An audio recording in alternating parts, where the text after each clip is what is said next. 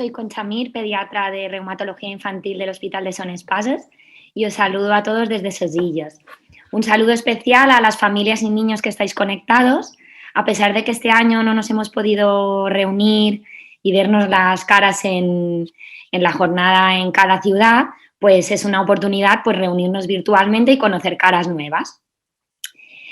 Pues hoy tengo el gusto de presentaros una cara nueva, la de Marisol Camacho, una compañera que, como ha dicho Lucía Lacruz, es pediatra de la unidad de infectología, reumatología e inmunología del Hospital Virgen del Rocío y que además pues, es la secretaria de nuestra sociedad. Pues cuenta con casi 20 años de experiencia en este campo y, bueno, sí, Marisol, los he contado, son casi 20 años. Y, bueno, además pues destaca su labor en la docencia, en la formación de los pediatras. Ha organizado 3 ediciones del curso Continuum de formación en reumatología pediátrica a nivel de todos los pediatras de la Asociación Española de Pediatría y luego pues su participación activa en grupos de trabajo y también pues numerosas publicaciones científicas, sobre todo pues en el campo de las infecciones en los niños con enfermedades reumáticas, en artritis idiopática juvenil, vasculitis y también en enfermedades autoinflamatorias. De estas últimas nos va a hablar hoy aquí, bueno, aquí no, en Sevilla, desde allí, esperemos que esté allí. Y, bueno, los que la conocemos en persona solo podemos decir que, aparte de ser una crack a nivel laboral, luego pues es un encanto, como dice su nombre, es un sol. Y seguro que os gustará mucho escucharla. Así que, adelante, Marisol. Bueno, muchas gracias, Concha. La verdad es que estoy encantada de estar. Buenos días a todos. Estoy encantada de estar aquí con todos vosotros en esta mañana, que por lo menos en Sevilla hace un día precioso y soleado. Y desde aquí pues quiero agradecer a mis compañeros de la SERPE el habernos dado esta oportunidad, ¿no? Ha sido un año muy difícil para todos y creo que es un día estupendo para poder compartir otras muchas cosas positivas. Y desde aquí quiero agradecer a mis compañeros nuevos de la Junta, porque yo ya no soy secretaria, pero la nueva Junta está haciendo una labor estupenda.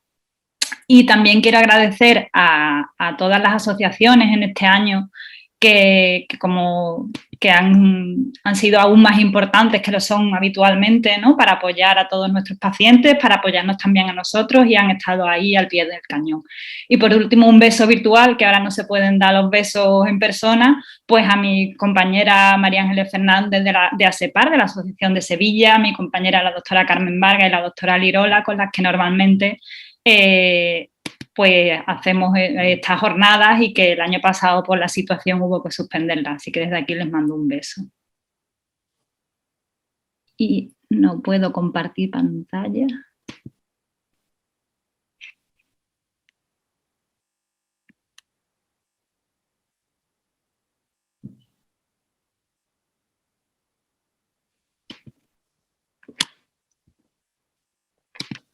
Por algún problema no puedo compartir la pantalla.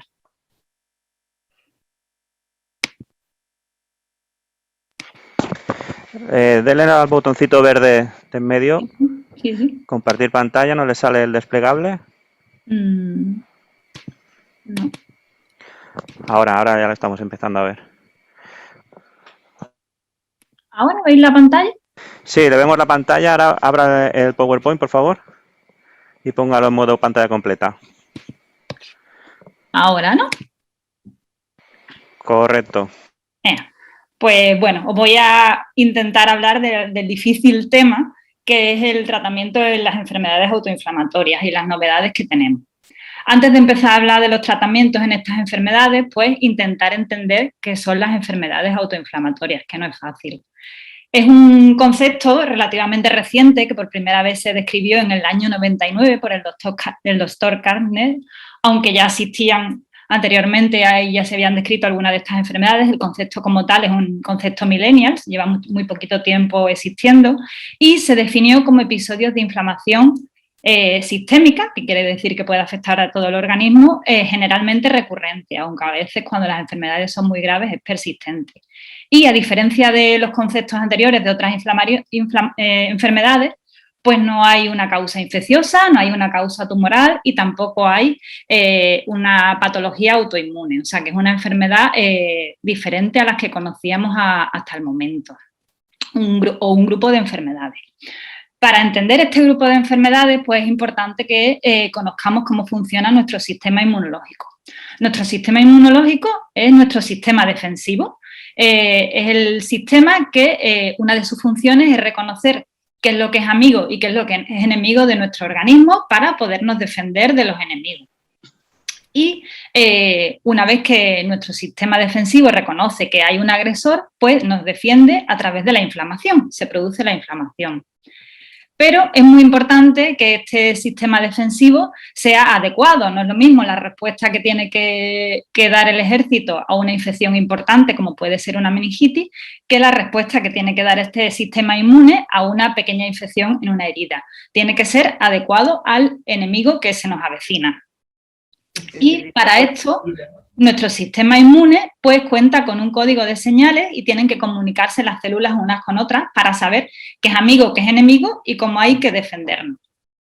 Estas son las células de nuestro sistema inmune vistas en microscopio, pero cada una de nuestras células del sistema inmune tiene unos superpoderes para podernos defender de los agresores. Tenemos un grupo de células que constituyen la inmunidad innata, que son los neutrófilos, los macrófagos, los NK. Esta es la primera línea de batalla. Son las que combaten cuerpo a cuerpo de una forma más burda, pero son las primeras que rápidamente tienen que actuar cuando detectan un agresor. Y sin embargo tenemos la inmunidad adaptativa, que está formada por los linfocitos, los T y los B, que son los que producen los anticuerpos, que es una inmunidad mucho más fina. Tarda un poco más, pero se prepara y apunta contra lo que debemos defendernos. Estos linfocitos pues están comunicados unos con otros, como hemos dicho, y hay algunos que nos avisan, atención, que viene el agente agresor. Marisol, en la presentación. ¿No se ve? Sí se ve, ¿eh? Ah, perdón. Los linfocitos que nos avisan de que viene el agresor y se producen las interleuquinas inflamatorias, como la interleuquina 6, TNF, y hay otros linfocitos que nos avisan de que ya no hay agresión, de que hay que estar en estado de paz, para que disminuya la producción de estas interleuquinas inflamatorias. Y estas interleuquinas inflamatorias son las que producen los síntomas, como la fiebre, el cansancio, las alteraciones analíticas. Este sistema tiene que estar en equilibrio, ¿no? Siempre tiene que haber un equilibrio entre señales activadoras y señales inhibidoras. Y a veces, pues, cuando se produce el desequilibrio, pues se produce más inflamación de la cuenta y aparecen los síntomas. Hace frío, ¿no? Sí. Cuando hay un defecto de este sistema inmune, no nos defendemos suficientemente contra las agresiones, pues se producen las enfermedades inmunodeficiencias. No podemos defendernos contra los gérmenes y en este tipo de enfermedades. Cuando la alteración está en la inmunidad adaptativa, que reconocemos agentes agresores propios como si nos tuviéramos que defender contra ellos, son las enfermedades autoinmunes. Y cuando se altera la inmunidad innata, esta primera línea de batalla, y se produce más inflamación de lo que tocaría por la agresión, pues se producen las enfermedades autoinflamatorias. Pero cada vez que conocemos más sobre estas enfermedades, sabemos que algunas son mucho más complejas y hay algunos tipos de enfermedades en las que no solamente hay autoinflamación, sino que también hay cierta inmunodeficiencia y cierta autoinmunidad, con lo cual nos complica mucho a los profesionales. ¿Por qué se producen las enfermedades autoinflamatorias? Pues por las alteraciones, mutaciones en los genes. En el núcleo de la célula están las cromosomas que están producidos por ADN y los trocitos de ADN son los genes. Estos genes son los que tienen la información para que se formen las proteínas que forman parte de nuestro sistema inmune. Si estos genes se alteran por una mutación, pues no se produce adecuadamente la respuesta del sistema inmune. Y dentro de las enfermedades autoinflamatorias tenemos las enfermedades poligénicas que se producen por pequeñas mutaciones en varios genes y las monogénicas cuando hay mutación en un solo gen. ¿Cómo tratamos estas enfermedades autoinflamatorias, ¿no? ¿Cómo ponemos orden a todo este sistema inmune cuando está en desequilibrio? Pues va a depender de qué es lo que esté desordenado, ¿no? De qué es lo que tengamos alterado, depende de la vía. Por eso es importante que clasifiquemos las enfermedades autoinflamatorias en grupos según qué sea lo que está estropeado y por qué se producen estas enfermedades. Entre las monogénicas, que hemos dicho que son aquellas que tienen solamente alteración en un gen, pues las clasificamos por grupos, las inflamasomopatías, las mediadas por la vía NK, las interferonopatías, según la vía que esté alterada y que las produzca. Entre las poligénicas, pues tenemos la IJ sistémica, el FAPA o, por ejemplo, la enfermedad de Bessel. Casi siempre, pues lo que va a ocurrir es una cascada, una secuencia en la que hay una agresión o que nuestro sistema inmune interpreta como una agresión y unas células se comunican con otras y se va produciendo esta inflamación. Si esta vía está alterada en algún sitio, pues se produce el desequilibrio de citoquinas y se producen los síntomas. ¿Qué objetivos tenemos con el tratamiento de estas enfermedades? Pues fundamentalmente disminuir los brotes de inflamación. ¿Por qué queremos disminuir los brotes? No solo por quitar los síntomas, sino porque estos brotes a largo plazo nos van a ir produciendo secuelas. Se acumulan una serie de sustancias en el organismo, como puede ser el amiloide, y produce a largo plazo insuficiencia renal, o puede producir del tipo de enfermedades sorderas o artropatías deformantes y otras secuelas. Podemos tratar estas enfermedades en el brote inflamatorio. Para ello tenemos los AINE, los antiinflamatorios, que lo que hacen es aliviar los síntomas, pero no nos van a evitar estas secuelas. O tenemos también los corticoides, que son potentes antiinflamatorios, que nos van a disminuir los síntomas, pero que no podemos darlo a dosis alta o durante mucho tiempo porque tienen efectos secundarios. Cuando las enfermedades son leves, pues podemos permitirnos tratarlos solamente en los brotes, pero en las que tienen síntomas medianos o síntomas más graves necesitamos un tratamiento de fondo que intente ordenar este sistema inmune. Dentro de las enfermedades monogénicas hemos dicho que teníamos las inflamasomopatías, que son la fiebre mediterránea familiar, el síndrome de hiper-IgD, el TRAPS o el CAPS, el síndrome periódico asociado a criopirina, en la que hay varias formas, desde las más leves hasta la forma más grave de inicio neonatal, que es el CINCA. Y en este grupo de enfermedades, lo que está alterado es este inflamasoma, el inflamasoma NLRP3, es un conjunto de proteínas de nuestro sistema inmune que al final lo que hace es producir interleuquina 1. Cuando está alterado, pues se produce mucha más interleuquina 1 de lo que tocaría. Por lo tanto, en este grupo de enfermedades lo que tenemos que tratar o lo que tenemos que bloquear es este exceso de interleuquina 1 que se produce.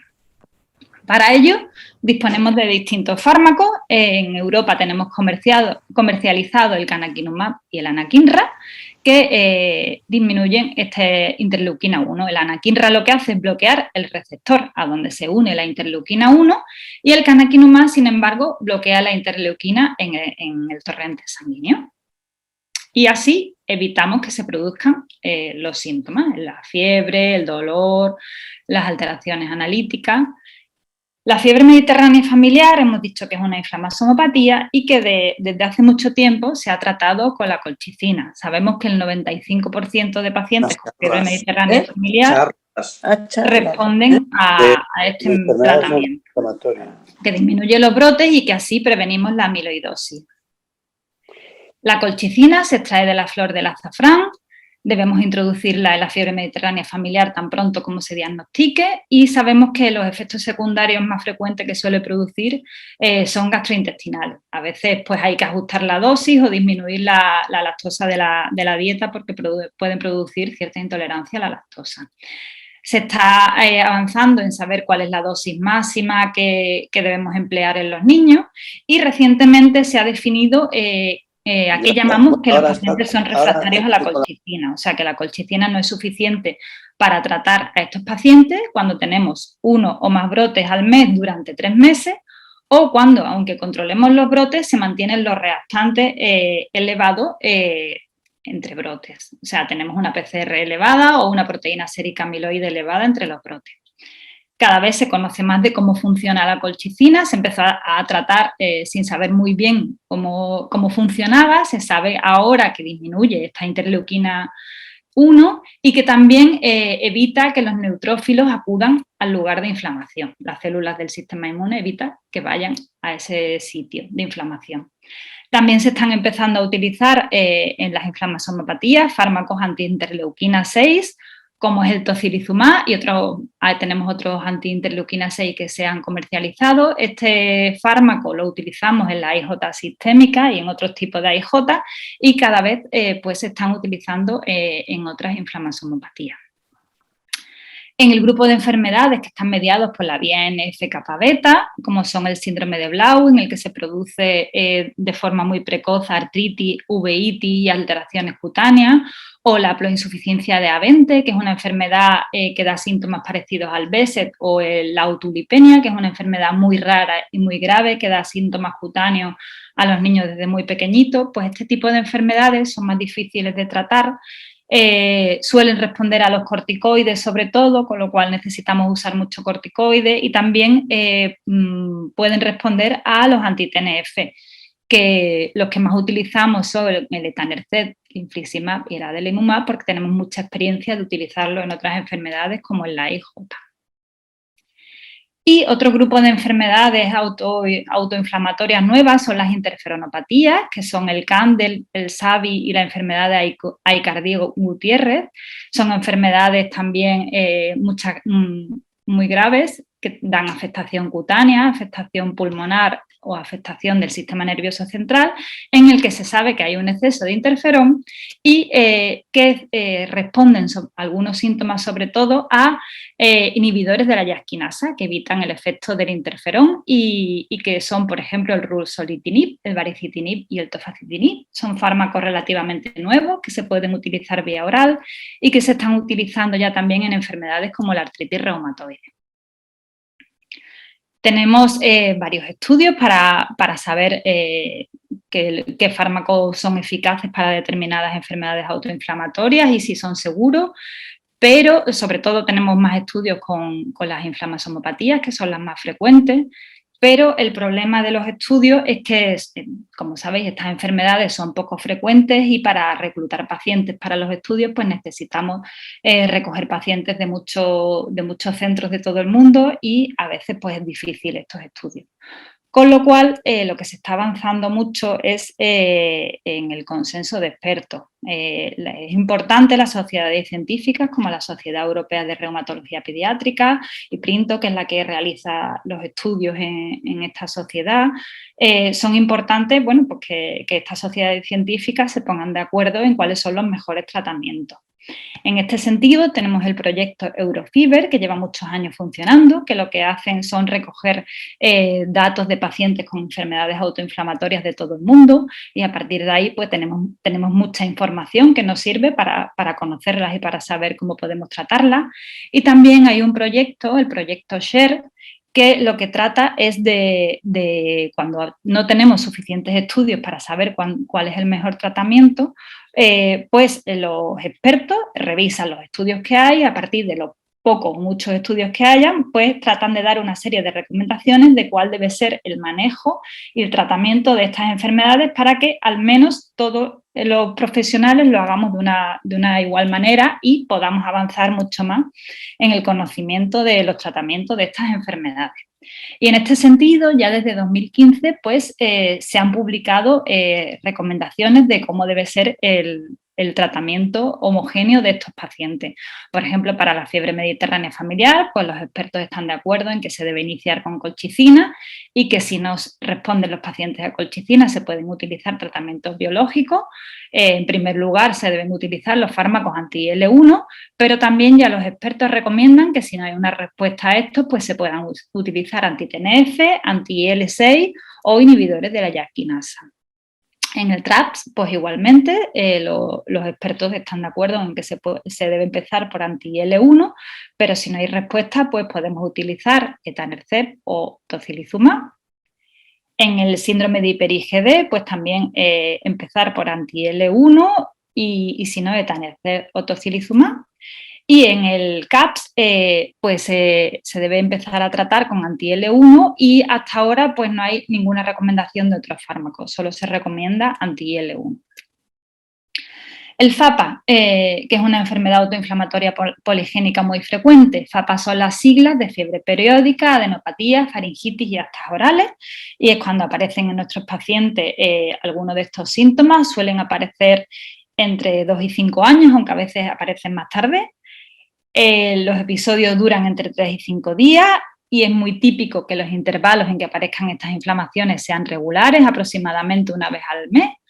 Tenemos que descartar otras causas, porque en los niños son muy frecuentes a estas edades las infecciones. Es muy típico que los pacientes estén perfectos entre brote y brote, no tienen ningún síntoma y su crecimiento y su desarrollo es normal. Y podemos estar tranquilos porque sabemos que esta enfermedad no da complicaciones a corto y a largo plazo como el resto, como las otras autoinflamatorias que hemos hablado. Pero sí que altera muchísimo la dinámica social, laboral de la familia, del niño. La semana que está con fiebre pues no puede ir al cole, los padres no pueden ir a trabajar. Es una enfermedad que da mucha lata a las familias. Y bueno, y sabemos que en unos años va a desaparecer, pero a veces pues tarda más tiempo en desaparecer de lo que nos gustaría, o a veces durante un tiempo hemos estado sin brotes y vuelven a aparecer los brotes. No hay suficientes estudios para decir que tenemos un solo tratamiento eficaz para el FAPA, pero sí que se ha publicado recientemente estos planes del Grupo CARRA, que es un grupo de pediatras reumatólogos de todo el mundo, fundamentalmente americanos, que ellos pues nos dan como 4 opciones de tratamiento, ¿no? Y podemos elegir empezar por un plan o por otro, y si no funciona, pues cambiamos de plan, ¿vale? Ellos dan a elegir entre tratar solamente el brote con antitérmico, tratar los síntomas y esperar que el brote pase, que sería el extremo que menos trataríamos. El extremo, digamos, más agresivo de tratamiento sería la amidalectomía, que sabemos que quitar las amígdalas disminuye el número de brotes, pero bueno, no deja de ser una cirugía y es un tratamiento agresivo para una enfermedad que sabemos que es benigna. El plan de corticoides, que generalmente es el que más usamos, y este grupo CARRA pues nos ha elaborado un plan para que todos manejemos los corticoides de la misma manera, ¿no? Ellos proponen empezar con corticoides a 1 miligramo kilo día, si no es suficiente repetir a las 24 horas y si no es suficiente doblar las dosis, y que si hay brotes, o sea, si el siguiente brote tarda menos de 21 días en aparecer, pues que pasemos a otro plan. Y generalmente pasamos a este plan, que es el de poner profilaxis, poner un tratamiento de fondo para intentar disminuir el número de brotes de FAPA. Hay algunas publicaciones, aunque aún son todavía pocas, para decir que el déficit de vitamina D puede favorecer los brotes de FAPA y el suplementar con vitamina D podría ser uno de los tratamientos. Pero sí que aprovecho para decir, ya que hemos hablado del ejercicio, pues la importancia de tomar el sol, que es una fuente de vitamina D, que con el confinamiento pues hemos estado mucho tiempo en casa, hay que volver a salir de casa y es estupendo hacer ejercicio al aire libre. Y también hay algunas publicaciones en las que el FAPA se puede tratar con antiinterleuquina 1, pero hemos dicho que es una enfermedad benigna que se va a quitar y que no deja secuelas, con lo cual pues esto se dejaría reservado solo para los casos graves, porque si no sería como tratar moscas a cañonazo, como matar moscas a cañonazo. Estudios que están en marcha y que probablemente pronto vamos a tener resultados, pues estudios con tocilizumab en fiebre mediterránea familiar, estudios con unos nuevos fármacos que son pequeñas moléculas que inhiben directamente el inflamasoma que produce las inflamasomopatías y algún estudio de canakinumab y FAPA. Y ya, bueno, por último me gusta traeros este consenso reciente del grupo alemán, en el que vuelve a recomendarnos por qué tratamiento empezar y cuándo cambiar. Lo que añade sobre todo este grupo alemán es cuál debe ser el objetivo cuando tratamos las enfermedades autoinflamatorias, y ellos definen que cuando tratemos un paciente con enfermedad autoinflamatoria, nuestro objetivo debe ser la remisión completa, que aunque casi sería decir que no tengamos ningún síntoma, ellos definen remisión completa cuando tengamos una IDA-ID menor de 9, cuando las analíticas, los reactantes sean normales y la valoración del médico o del paciente y los padres, si el 10 es que está malísimo y el 0 es que estamos estupendos, pues que estemos a 0, que el paciente esté estupendo. Este debería ser nuestro objetivo. Y cuando no podamos cumplirlo, pues al menos que la actividad sea mínima, y ya este grupo lo define. También define cuándo se deben hacer los controles analíticos y determinadas revisiones y cuándo debemos medir la actividad y el daño de la enfermedad. El AIDAI es el índice que tenemos de actividad para las enfermedades autoinflamatorias, que lo que trata es de dar una puntuación de si tenemos determinados síntomas o no cada día del brote, ¿vale? Y el paciente debe ir apuntando si ha tenido el síntoma o no para que al final obtengamos una puntuación y podamos medir si la puntuación disminuye o aumenta y así saber si el tratamiento ha sido efectivo o no. Y bueno, aprovecho para recordaros lo importante que es para nosotros que se registren los síntomas de los brotes adecuadamente. Son enfermedades muy largas, con muchos síntomas y que a veces es muy difícil para nosotros valorar la mejoría o el empeoramiento. Por lo tanto, es muy importante apuntar en el AIDAI, en la libreta, en el móvil o como sea, los síntomas para poder valorar la mejoría o el empeoramiento. Alguna pincelada de seguridad, que hoy en día está muy de moda, ¿no? En los fármacos, sobre todo cuando se hacen los estudios, lo primero que se mira es si son seguros, o sea, los efectos secundarios. Efectos secundarios más frecuentes que podemos ver en los fármacos que utilizamos en estas enfermedades, pues como cualquier fármaco puede dar reacción alérgica bien local en el sitio de la inyección o bien generalizada más grave. Alteraciones analíticas, por tanto, necesitamos hacer controles analíticos y a veces ajustar las dosis y pueden aparecer infecciones. Muchas veces pues son las infecciones normales de la edad, otras veces no. Depende mucho de la enfermedad. Como hemos dicho, hay enfermedades en las que además asocian una cierta inmunodeficiencia y también depende del fármaco. Hoy día se sabe que los fármacos que más favorecen la aparición de infecciones son los corticoides a dosis altas y durante mucho tiempo. Por tanto, es importante que hagamos los screenings adecuados antes de empezar el tratamiento farmacológico, que los pacientes tengan sus calendarios vacunales correctos antes de iniciarlo y que vigilemos los síntomas de infección cuando estos aparezcan. Y nada más, ideas que me gustaría que os quedarais en casa, pues que las enfermedades autoinflamatorias son enfermedades que conocemos desde hace muy poco tiempo, que son poco frecuentes la mayoría de ellas, salvo el FAPA, pero que es importante que las diagnostiquemos y las tratemos por un personal experto para evitar las secuelas que pueden producir, que aún nos queda mucho por conocer de cómo se producen y que el conocer cómo se producen es clave para poderlas tratar adecuadamente, que tenemos un arsenal terapéutico muy amplio para poderlas tratar, pero que lo más difícil es saber qué tratamiento le va a ir bien a cada paciente o cada grupo de pacientes. Y nada más, quiero daros las gracias a todos por estar aquí y nada, que ojalá pronto podamos tener estas reuniones de forma presencial y poder volver a ver a todas las familias y a todos los compañeros. Y quiero terminar con este mensaje positivo que no puede venir de otro sitio que de nuestros pacientes. Esta es una paciente nuestra que lleva mucho tiempo en tratamiento biológico, que ya desde pequeña jugaba al baloncesto y que recientemente pues sigue jugando al baloncesto, tuvo que jugar un partido con mascarilla y el equipo contrario no llevaba mascarilla y aún así ganaron el partido. Me parece que es un mensaje muy positivo. Y nada más, queda a disposición de vuestras preguntas. Muchas gracias, Marisol. Pues nos han empezado a preguntar algunas cosas los papás, a ver si os animáis y preguntáis más. Bueno, lo primero que nos comentan es a ver que en relación a la IJ sistémica, que bueno, está englobada dentro de los tipos de artritis idiopática juvenil, pero siempre les decimos que se parece mucho a una enfermedad autoinflamatoria. Y un poco a ver si podíais explicar esta relación y por qué, ¿no? Por qué se parece a una enfermedad autoinflamatoria. Vale, pues más que se parezca, es verdad que la IJ está definida dentro del grupo de enfermedades autoinmunes, pero que cada vez la clasificamos más como una enfermedad autoinflamatoria. Sabemos que es la IJ más diferente a todas las demás, ¿no? El resto de AIJ tienen afectación articular, la IJ sistémica es la que tiene afectación, pues aparecen fiebre y aparecen síntomas en otros órganos. Y ya sabíamos desde que empezamos a tratar la AIJ que a la IJ sistémica la tratamos de una forma diferente o con fármacos diferentes al resto de las AIJ.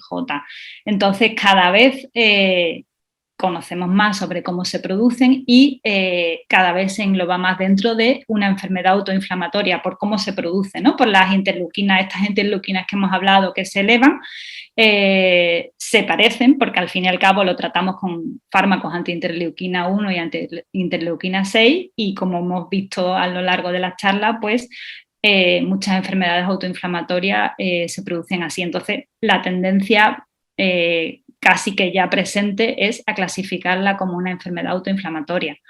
Al fin y al cabo, la enfermedad es la misma, lo que nos va a cambiar es cómo la vamos a tratar y eso ya lo estábamos haciendo, o sea que son conceptos que nos ayudan a hacer grupos lo más homogéneos posible de pacientes para tratarlos de una misma forma. Entonces, bueno, pues las clasificaciones no son más que hacer eso, grupos para poder tratar adecuadamente y entonces a lo largo de los años pues los expertos pues se van reuniendo y van intentando reagrupar, ¿no? A veces pues hay que volver a reagrupar porque se conoce más de cómo se funcionan unas enfermedades y se vuelven a clasificar para intentar hacerlo lo mejor posible. Muy bien, gracias Marisol. Luego también una paciente tuya, bueno, nos comenta, ella tiene arteritis de Takayasu. Si, bueno, hablabas tú de las secuelas que pueden tener ciertas enfermedades autoinflamatorias, esto tiene que quedar claro, no son todas, pero algunas pueden tener secuelas a largo plazo, especialmente si no reciben un tratamiento adecuado para controlar esta inflamación. Entonces ella nos pregunta si con este tratamiento a la larga pues puede tener secuelas. Claro, si la enfermedad está adecuadamente tratada, no debe haber secuelas.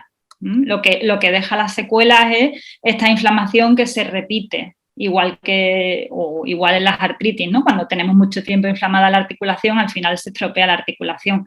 Pues esto es a nivel del organismo. Cuando se va inflamando, se van produciendo una serie de sustancias que al final van deteriorando determinados órganos, depende del tipo de enfermedad. Si controlamos esta inflamación, no debe haber secuela, o por lo menos ese es el objetivo, que las secuelas sean lo menor posible, tratarla lo mejor posible para que tengamos el menor número de secuelas y podemos conseguirla en la mayoría de los casos. Hay enfermedades muy nuevas, muy complicadas, que cuesta mucho más trabajo. Vale, gracias Marisol. Ahora, en referencia al tratamiento, sobre todo pues del tema de corticoides y de colchicina, nos pregunta una madre, pues, a ver, en referencia al tratamiento con corticoides, si tiene secuelas a largo plazo o qué duración y dosis consideras que sería excesiva.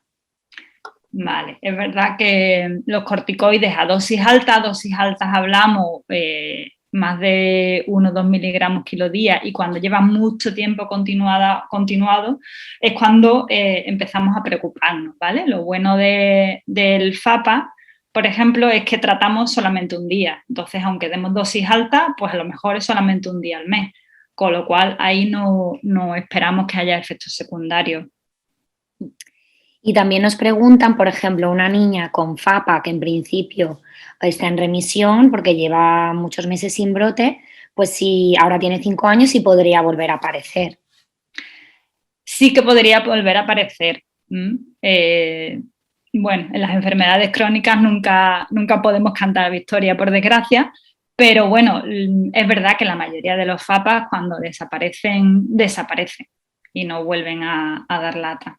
Y de hecho nos comentan desde la asociación de Stop FMF que hay algunos chicos de hasta 16 años, incluso adultos, que les consultan, que están hijos con FAPA, ¿vale? Que a estas edades todavía siguen con brotes y les consultan a ellos. No es lo habitual, de hecho. No es lo habitual, pero es verdad que se está describiendo incluso que pueden empezar de adultos. Los médicos de adultos están empezando a ver pacientes con FAPA que probablemente antes estaban diagnosticados de otra cosa, o sea que es verdad, pero no es lo habitual. Lo habitual es que desaparezcan, a veces pasa. Sí, también es verdad que como siempre en el FAPA, cuando no se comporta como un FAPA totalmente, hay que plantearse si es otra enfermedad autoinflamatoria. De hecho, también, bueno, nos comentan algunos papás pues, la importancia de este diagnóstico precoz y de derivarlos al especialista correcto. Muchas de estas enfermedades autoinflamatorias, pues previo al diagnóstico pasan muchas veces meses o años de brotes, de ingresos, de pruebas complementarias y luego además a veces llegan a los especialistas y depende del tipo, los estudios genéticos en muchas veces no nos dan la respuesta, es decir, diagnosticarlos a veces es fácil, pero muchas veces es difícil. Y una vez diagnosticado, bueno, pues comentan otros padres los problemas que pueden tener estos niños en su calidad de vida, como habías comentado, ausencias al colegio, no poder seguir el ritmo, ausencia laboral también de los padres. Y al final todo esto repercute, aunque muchas no sean graves, a largo plazo pues sí que son unos años de interferencias continuas, ¿vale? Y sí, bueno, esto supongo que lo veis vosotros también, ¿no? En vuestra consulta. Eso sí que es una constante, ¿no? La cantidad de análisis que se han hecho estos pacientes, la cantidad de veces que han ido al médico, la cantidad de veces que han ido al pediatra, ingresos, antibióticos múltiples y es verdad que cuando un paciente empieza a tener episodios febriles, lo primero que pensamos es que son infecciones, porque al fin y al cabo es lo más frecuente, ¿no? Entonces... De hecho, nos comenta un papá que muchas veces, si empiezan pequeñitos, muchas veces se relacionan con las vacunas y nos pregunta un poco qué relación hay en este sentido.